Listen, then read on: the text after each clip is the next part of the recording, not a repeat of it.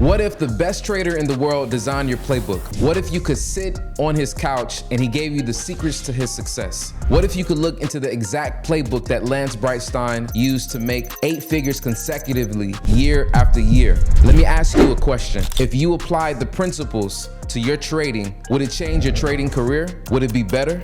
Because in this video, I'm going to show you 5 pages out of Lance Brightstein's playbook. I sat down with Lance in Miami in his condo before we shot our latest podcast. If you haven't seen it, click the link in the right-hand corner. He is a brilliant, wildly successful, and generous trader whose lifetime P&L looks like this. And the public figures that he's shared from his earnings are wildly unstated. When I first visited Lance, I wanted to talk to him about specific setups from his playbook. But what I'm going to share today is something even more powerful: the mindset and the playbook of an 8-figure trader.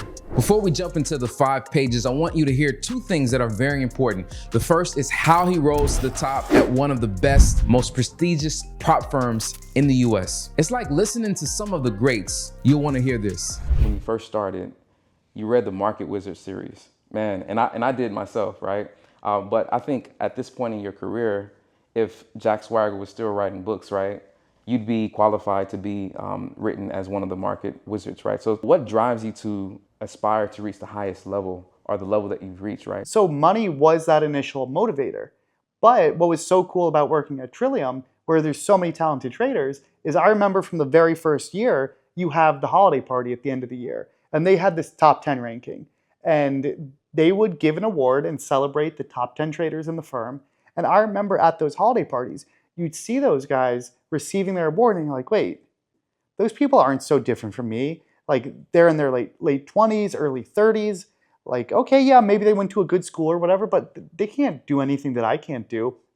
And so I had this moment, like, first, I just wanted to make it on the job. Once I started to make it, then it was that pipe dream of, wow, could I really make it into the top 10 one day? And so first it was financial. Then over time, as I started to get my bills paid, it was like, what if I could make it in the top 10? Then once I broke into the top 10, it's still one of those things where it's like, okay, dare to dream. Where I was watching tape of my trading, I was reviewing that every weekend, I was doing my chart write-ups, I was doing my daily report cards. And so I was doing every single thing and trying to find improvements every single day, but for years. I think P&L and money as a scorecard is one of the big curses of trading in our community and our profession. But when you're in your 20s and you're grinding, it's so cool to see that progress you're making, to see that milestone. Oh man, this was my first $1,000 day. This was my first $10,000 month. Then like 6 months later, like, wow, I just had a $10,000 day. That used to be my dream 6 months ago. Then fast forward another year, you're putting up a $100,000 month and you're like, wow, pinch me, how's that real? But then with enough work, if you don't stop dreaming, that $100,000 month becomes a $100,000 day. It's a mix of like that hunger, that competition, that drive for the money, that drive to be the best, that chip on your shoulder. So there isn't anything magic other than you gotta want something bad enough where you want it more than you want to avoid the pain. Because no matter what, there's gonna be pain. No one wants to spend their Friday nights in the office. Nobody wants to spend their Sundays in the office. Nobody wants to make 25 grand a year for 2 years. But I was willing to take that pain, knowing that if I'm successful at this, it's going to be a lifestyle that I'm very happy and I'm proud of. And you got to make that decision every day for years, because that's what it takes. Next, he says that you need to take the driver's seat and you need to do the original thinking for yourself about trading. Many of us come to trading and we think of it as a get-rich-quick scheme, something that we can put little effort into and get a lot out of. We think of small input, great output. This is a mistake. Some of the greatest, most successful people on the planet use first principles thinking. So before we get into the 5 pages, listen to what Lance says about you doing your own thinking. The most important thing, but it's not easy and it's not comfy, is you need to do the original thinking for yourself. And so much of what I did was for every subject, I was like, okay, forget what people are telling me. I want to find what's actually true and what I actually need to study for myself. And so, for example, recently on Twitter, I posted that a great best practice is to catalog and database your top charts from the whole year. And then someone asked me, hey, how do you define top charts? What are those? Are they the this or that? And it's like, dude, that's not something you need to ask, because that's something you want to just do the thinking for yourself. What does a top chart look like for me? What does a best opportunity look like for me? And so for what I was doing, I took every part of the game and figured out, like, what do I really need to get good at to be the best, and how can I get better at it? So one of those things, for example, was I started recording all my screens. So at the end of each day, I would clip from those recordings what the biggest moments were. Because at the end of the day, most of the trading day can be condensed to maybe like 10, even 5 to 20 minutes of important, critical time where stocks are moving and you're making those big decisions. And I would just database all of that. So I had a folder with every single day of the big moments, and I would rewatch that. So that was critical. Then I would do the deep reflection as part of my daily report card review. So it was, where was the easiest money each day? Did I capture it? If not, why? If I missed the easy money that day, it's not okay for me to just be like, oh, pat on the back, you'll get it tomorrow. It's like, no. Why did I miss that? What went wrong? And most of all, what solutions can I put into place to capture it the next day? I never want to make the same mistake twice. And so many traders, it takes them 3 times, 5 times, 10 times to see the same thing. But I'm like, no, I'll make this mistake once, I'll learn my lesson, and then I'm going to implement a solution to get it the next time. And that solution might not get it. So it's like an iterative process, but it's taking that mentality and that attitude that every single day the buck stops with me. Like, I will not go another day of underperforming. I'm going to retrade that in demo again and again and again. I'm going to watch that video again and again. I'm going to write it up again and again. If that play happens again the next day or next week, I want to catch it. I don't want to catch it in 1 month. I want to catch it tomorrow. So I will not be leaving that office until I've internalized what I need to learn from that day. Every single day. Okay, first thing out of Lance's $60 million playbook, and that is, what you trade is important. Many of us, we come through social media and we hear about people trading indices, forex pairs, gold, etc. But unfortunately, 97, 98, 99% of the market, social media, is full of people that are unverified. Also, in the eval space, there's an ability to reset. So I can easily show you, I've shown it to those people in my community, how if you play the payout to challenge ratio game, you can be profitable and make money. But if you look at Lance's lifetime P&L here, he is trading a live account that you cannot reset. This shows that there is a level of understanding that is superior to what we are normally exposed to. Therefore, Lance is going to challenge many of us, and I'll give this disclaimer that what works for you, if you have the data, it doesn't matter what anybody says. So I'm just presenting a perspective and an argument here. But people that have come to me that have struggled trading indices, trading gold alone, when they come and start to trade stocks and they're trading what is in play, their trading career typically changes. Listen to what Lance says about why certain markets are better to trade than others. I would argue that if you take a market like Forex, it's much more akin to playing a slot machine, not always, but generally. And if you look at the stock market, it's much more similar to going to the poker table. That doesn't mean you're necessarily going to win. It still takes a huge amount of skill, expertise, and you need to play the right hands. And one concept I talk about is what I call the broken slot machine. Meaning, in equity trading world, there's times when stocks are making really, really crazy moves. Stuff like you're never, ever going to see in Forex. There's tickers like SOUN that are making incredible moves. These stocks are doubling, tripling over a matter of weeks. We have stuff like Tesla that broke out from a really nice consolidation above 360 and has since gone into the high 400s. Like, these are incredible capturable moves. And what happens is, in stock market world, there's times where you're getting either pocket pairs and sometimes even aces. And that's because you get a huge amount of volatility, you get a huge amount of price discovery, meaning prices are moving all over the place. And these are making cleaner, capturable moves many times. It's not that you can win every hand, you're inevitably gonna have losses, but over the long run, if you apply the strategies to the right places, you can make money. What about the guy that trades Forex and he's looking at the 1 minute chart and he's seeing it move like from one price to another. What is he seeing there? Yep. He may say there is mispricing going on here. So this comes up with a topic called noise and randomness, essentially. And so, of course, these prices are moving all day. But the question is, can you reliably capture positive expected value? And so positive expected value means that over the long run, doing that strategy, are you going to make money? I know if I walk into a casino and I do the slot machine, like I can win on any given time, right? Each time there's a chance I can make money.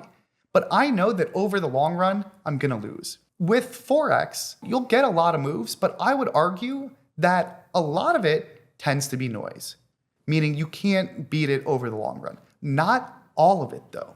There are specific moments in time where any market is going to have some edge. Number 2, from Lance's $60 million playbook. Now, the market is mostly random, and you have to find out where you have an advantage. And your advantage over the market to consistently and continuously beat the market and make money from it is what is called having a positive expected value, or having an edge over the market. Lance makes some bold statements about edge. I want to read a tweet from you, which really caught me off guard, and it stuck with me, and it impacted my career.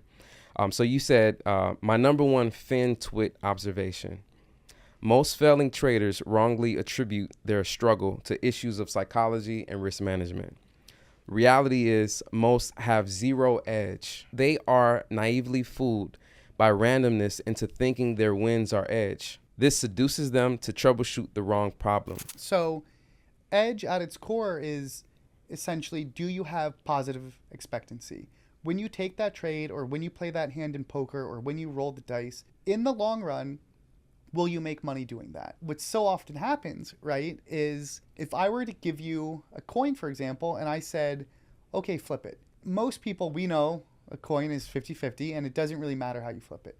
But if we were to play a little bit more complex of a game, you might think, let's say it's like stop, you got to press the buzzer to align the lights or something.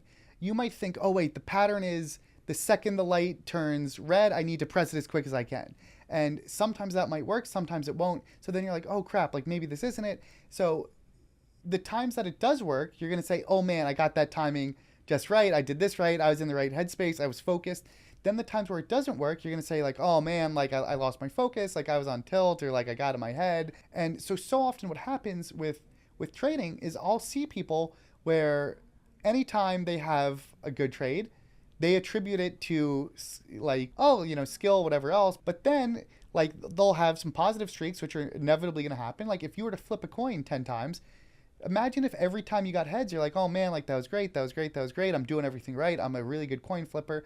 Then you're like, oh man, next time I get tails, oh, I was overconfident. It's like, what? No, it's just you're flipping a coin. You need to either have back-tested data, or you need to have some form of data to know that like, oh wait, my odds are better than break even here. You can try those games until you're blue in the face.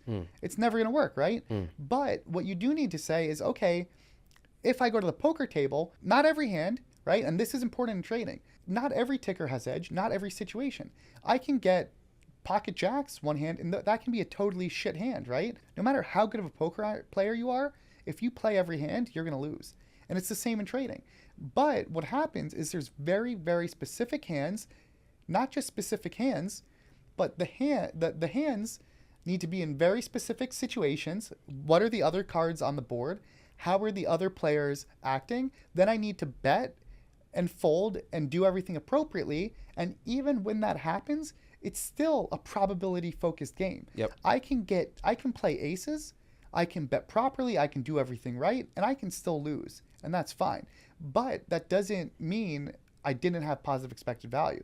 So the same analogy is like, you need to find the right tickers, and not just the right tickers, but you need to find them on the right days. You got to trade them in the right way. Number 3 from Lance's playbook. I asked Lance, I'm looking at his lifetime P&L, and I see a consistently rising curve, as well as it starts to slope aggressively towards the end. So I asked him, how did he sustain profitability year after year after year? And he pointed out 2 things. One is that he designed his career based on what are called structural edges. These are edges that continuously show up in the market. Many of us want to find some special, unique, peculiar edge. It has to be mysterious. It has to have some mystique. But Lance reiterates that there are certain edges that are classical and they remain. And if you become good at them, then you will continuously make money. That's one. The second thing is the development of what are called base hits. These are day-to-day trades that you can take. For example, we traded this week MLGO, POAI, TNON, DATS. If you look at these, all of them have a similar setup. These are similar base hits that I can catch. Let's listen to Lance talk about structural edges and base hits. Without a doubt, there is some edge erosion over time. Markets, again, going back to that efficiency concept, markets get more efficient and some strategies do change. But I would argue a lot of my concepts that I've been doing for, almost 15 years now, still hold true. And they held true even before I was trading. My trainer was doing those another 10 years before me, right? So how many algorithms, HFTs, other day traders, all this stuff have come and passed over the last 20 years? And I can even go back further in time using Bloomberg, and I've found charts where these concepts still hold the same.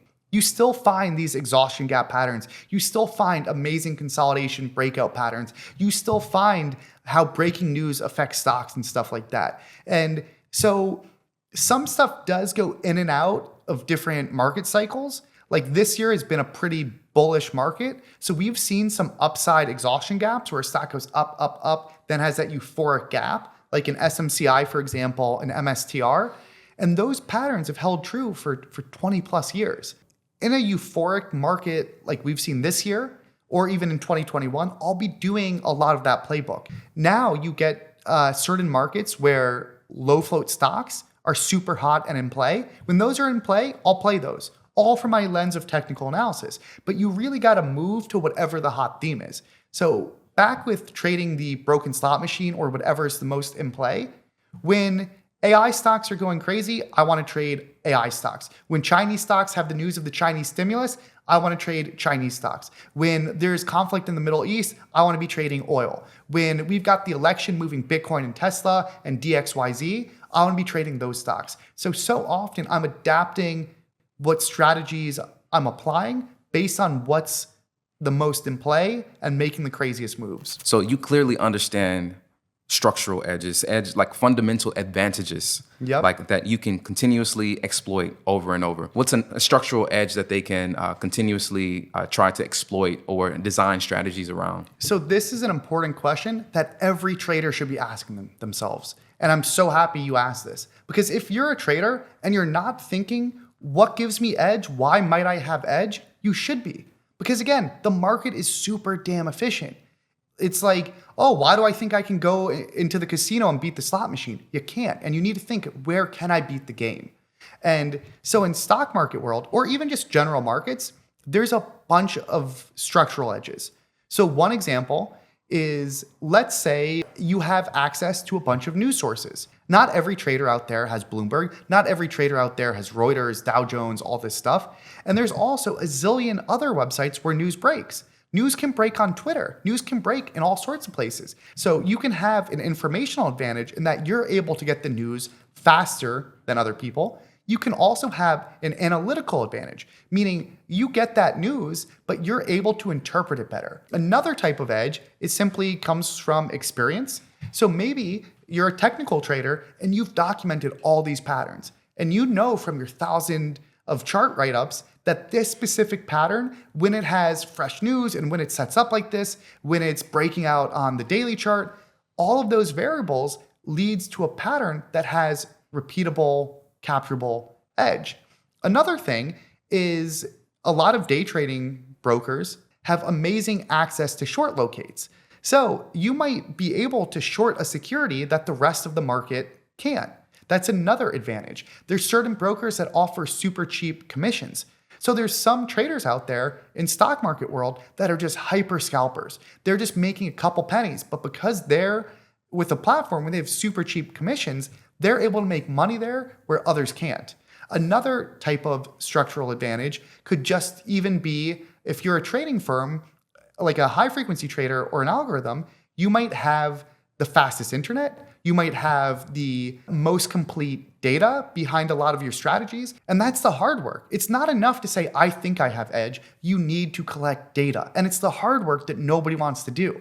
Everybody wants to just, open up their laptop and magically have edge and make money trading.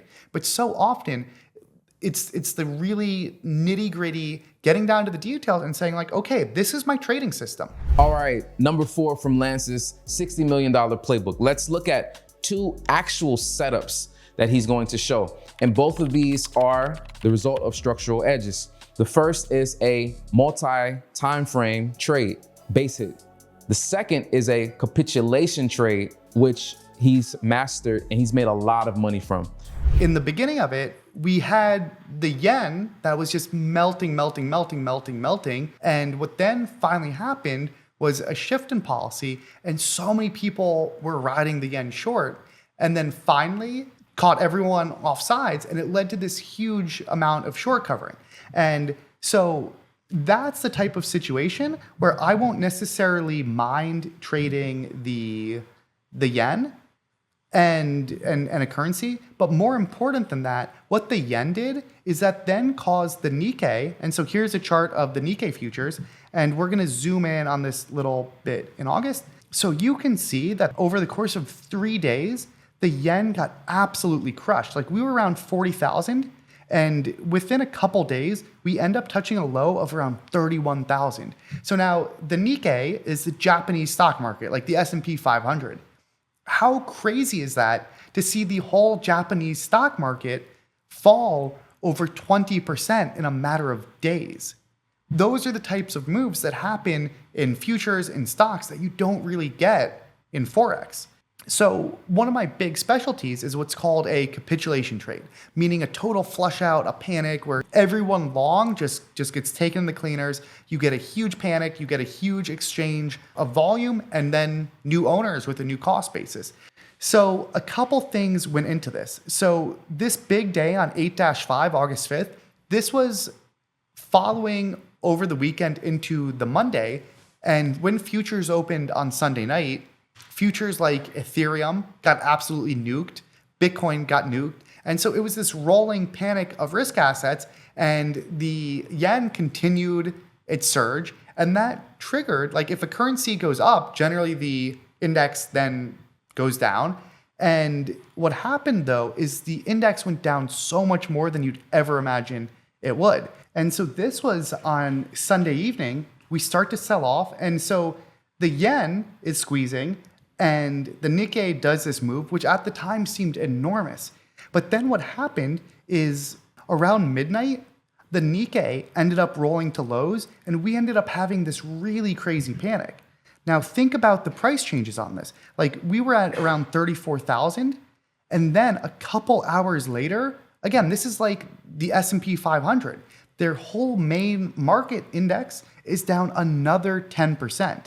And so this is where I started to really go big. And so I have a concept that I call the right side of the V, which is I don't want to buy on the way down. I want to wait for the turn. A lot of times I define that turn as the break of prior bar highs.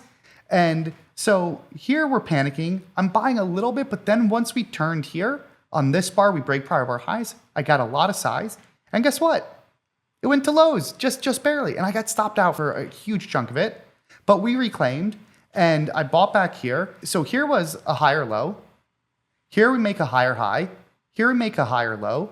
And right here, this was the big, like, okay, I think the lows are in. I think overall, all the peak panic and everything.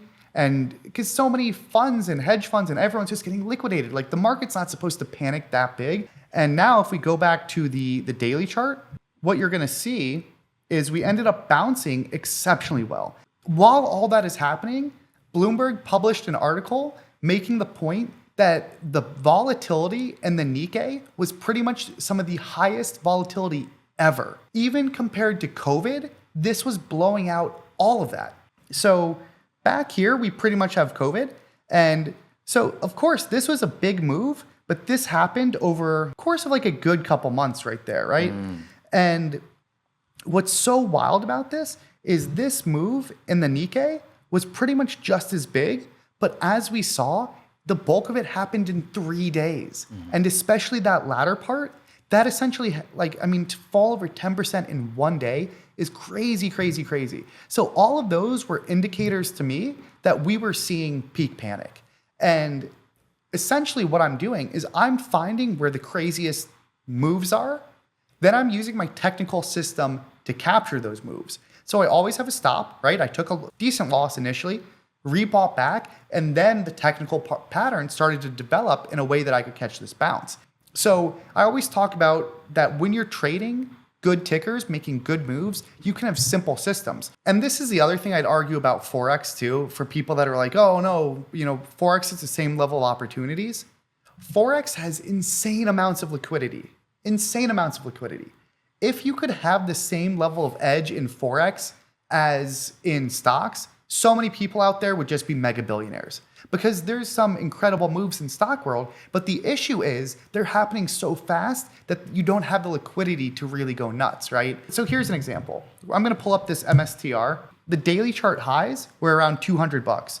What we see is we had $200 high, we had $200 high. So this bar right here on October 11th, this was going to be pretty much an all-time high breakout in MSTR. This had held up daily chart-wise incredibly well. Bitcoin was not breaking to highs. This stock held up so well. And so we're going to jump into this 10-11, October 11th bar, but with the context that $200 was a big level. With the context of that daily chart, we're now going to this intraday. And what we see intraday is just like we had that resistance and the all-time highs at $200, on this intraday chart, we also had a really nice tight setup against that $200. So essentially a really great intraday, like kind of base hit, this is just like a free throw. You can do this all day, is you have multiple time frames aligning with that $200 level, and you can buy that $200 break. And look, 1, 2, 3, 4, 5, 6, 7, 8, 9. For 9 bars we hold, and we then break it there. So you get out at around 205. And that to me is an example of a really nice base hit. Depending on some of the liquidity and the different nuances, my stop, it's more of an art than a science which I choose, but all 3 of those are viable. Even if we were giving to prior bar lows here, which is roughly $1.99, you end up risking 1 point and you end up making $5. So 5 to 1 reward to risk. So all of these are nuances and variables that go into my decision making. If this wasn't all-time highs, I wouldn't have been so eager. If this wasn't relatively strong to Bitcoin, I wouldn't have been so eager. If this wasn't highly shorted, I wouldn't have been so eager. But when you get all of that aligning, all those things start to stack up and give you edge. All right, number 5 from Lance's $60 million playbook, and that is to bet appropriately. So this is where the theory and the concepts matter. And I always love poker as an analogy because I think most people understand poker, have played it, and can relate to it as a simpler world. On a hand like 2-7, I don't want to be betting anything on 2-7. I think we can agree on that. Yes, there's exceptions if you're bluffing, but most people, you want to fold 2-7. If you start to get a hand like pocket tens, that's actually a pretty damn good hand. You want to bet some amount of money on that hand because overall, in the aggregate, you're going to tend to win with pocket tens. So there's some amount you want to bet on that. Then when you get aces, which is of course the best starting hand in poker, your odds are most favorable. Any experienced poker player knows that you generally want to be most aggressive with aces and bet the most because it's the best hand. And for some reason, in stock trading world, because it's more complex and you're adding layers of complexity, people don't realize that bet sizing and those concepts apply the same way. So the way you always want to think about it is your absolute best expected value trades, you should be betting more on than your good trades and way more than just the kind of not so good wishy-washy trades, just like in poker. And in poker, if you have aces or one of the best hands, you're betting magnitudes more. And in trading, there's no limit. You can really add a lot of skew. And beginners should not be going crazy, but as you get to any really elite trader, the really elite traders have incredible amounts of skew. They might be betting 10, 20% of their year on one play if it's one of the best plays of the year. So the way I always try to evaluate it is simply by being true to the expected value. Trading is essentially two things. One, can you accurately estimate expected value? Then two, if you're doing that, are you betting appropriately? So there's so many traders that have their playbook that they're good at and they bet appropriately on that, but then they have stocks and trades outside their playbook that they're still betting the same amount on. And then you end up being washed out, right?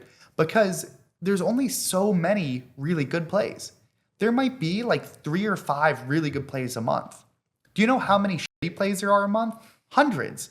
So all of a sudden, if I start betting an equal amount on everything, then I'm going to be negative. So many people might have edge in part of their system, but they're taking trades that they shouldn't be taking and they're betting the same amount on them. Last thing I want to mention, the mission of this channel is to find the professional traders, some of the best of our generation, and bring them forth so that we all can grow together. I would like to invite you to do is to join our live game plans in the mornings. There's so many gems that I share about stock selection on those game plan meetings. So please drop your questions in the comments section. I really appreciate you all continuing to support the channel. We have a much more exciting things coming for you. Please like and subscribe. If you haven't seen the full interview that I did with Lance, I have 2 of them. One of them is almost at 1 million views and the other we just released. So watch both of them, part 1 and part 2. Please drop me a comment in the comment section. I plan to reply to everyone that reaches out.